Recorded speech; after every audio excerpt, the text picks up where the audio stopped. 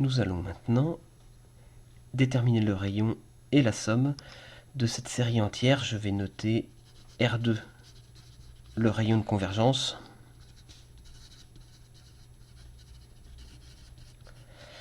En utilisant une autre méthode. On a utilisé d'Alembert tout à l'heure, on va utiliser une autre méthode. On peut remarquer que CH de n, qui vaut exponentielle n plus exponentielle moins n sur 2, est équivalent, quand n tend vers plus l'infini, à exponentielle n sur 2, car exponentielle moins n est négligeable devant exponentielle n lorsque n tend vers plus l'infini. Ainsi,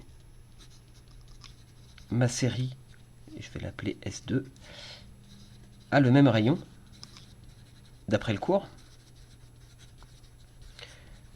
que la série entière dont le terme général est exponentielle n sur 2 x puissance n, qui est la série entière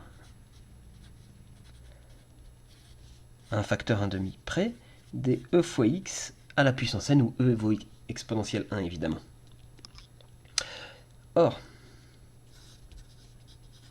la série des e fois x à la puissance n, elle converge si et seulement si valeur absolue de ex est strictement plus petit que 1, car c'est une série géométrique, si et seulement si valeur absolue de x est strictement plus petit que exponentielle moins 1, l'inverse de e si vous voulez. On en déduit car on a exactement le domaine de convergence de cette série géométrique. On en déduit que le rayon de la série géométrique cherchée vaut 1 sur e, et donc le rayon de S2, R2, il vaut 1 sur e. Pour ce qui est du calcul de la somme, la somme n allant de 0 à plus l'infini de ch de n fois x à la puissance n, ça vaut, pas pour tous les x réels, mais pour x entre moins 1 sur e et 1 sur e, ça vaut la somme 1/2 de exponentielle n x puissance n de 0 jusqu'à plus l'infini, plus 1/2 de la somme de exponentielle moins n fois x puissance n, n allant de 0 à plus l'infini. Et on peut séparer ces deux sommes de séries, car chacune des deux séries considérées converge. La première, c'est celle qu'on a considérée juste avant, et la deuxième, parce que exponentielle moins 1 fois x en valeur absolue est strictement plus petit que 1, vu que e fois x, ou e fois valeur absolue de x, si vous voulez, est strictement plus petit que 1, exponentielle moins 1 fois valeur absolue de x est strictement plus petit que 1 aussi, de manière assez évidente, parce qu'exponentielle moins 1 est strictement plus petit qu'exponentielle 1.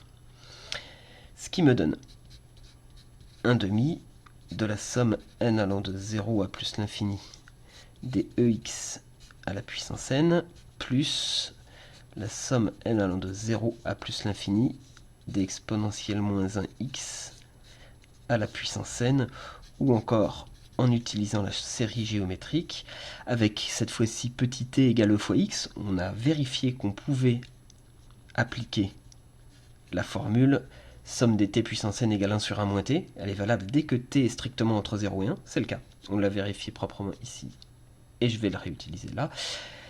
Et d'ailleurs, il ne s'appelle pas petit t, il s'appelle e fois x. Plus exactement le même raisonnement et les mêmes justifications, 1 sur 1 moins exponentielle moins 1 fois x. Et éventuellement, pour éviter un quotient à 3 étages ici, je vais remultiplier numérateur et dénominateur par exponentielle 1, ce qui n'est pas forcément obligatoire. Et j'obtiens donc exponentielle 1 sur exponentielle 1 moins 1 fois x.